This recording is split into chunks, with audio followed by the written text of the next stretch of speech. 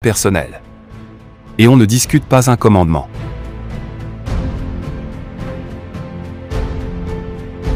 Déborah la prophétesse. Le cas de Déborah la prophétesse, femme de Lapidote, est le véritable appât que le diable exploite pour piéger la femme à se rebeller contre Dieu, en exerçant la fonction de pasteur. Déborah n'était pas enseignante de la parole de Dieu, mais plutôt une femme qui exerçait le don de prophétie, et jugeait le peuple non dans le temple, mais sous les palmiers comme nous pouvons le lire dans le livre de Juges.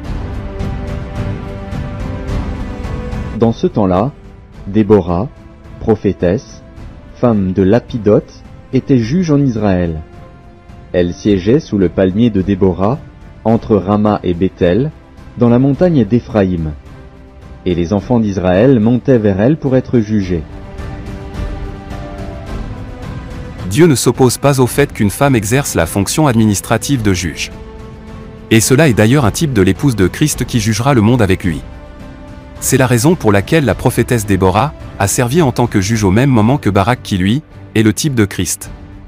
Déborah connaissait la place de la femme, comme on peut le lire dans le même passage de l'Écriture au verset 9.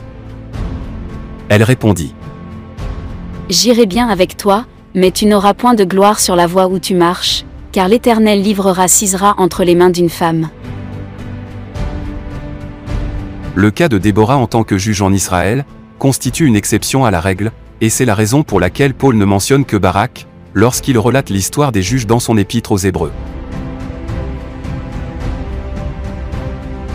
Et que dirais-je encore? Car le temps me manquerait pour parler de Gédéon, de Barak, de Samson, de Jephthé, de David, de Samuel et des prophètes. Chers amis, comme nous venons de l'examiner au travers des Écritures, laisser les femmes prêcher est une déviation. C'est une grave et terrible abomination qui paraît banale et insignifiant, que Dieu punira avec la dernière rigueur. L'émancipation de la femme, la promotion ou l'égalité du genre, n'ont rien à voir avec les principes bibliques.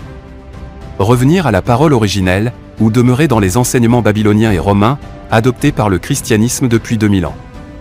Revenir aux fondements laissés par Christ et ses apôtres, ou rester dans le jézabélisme ou le nicolaïsme.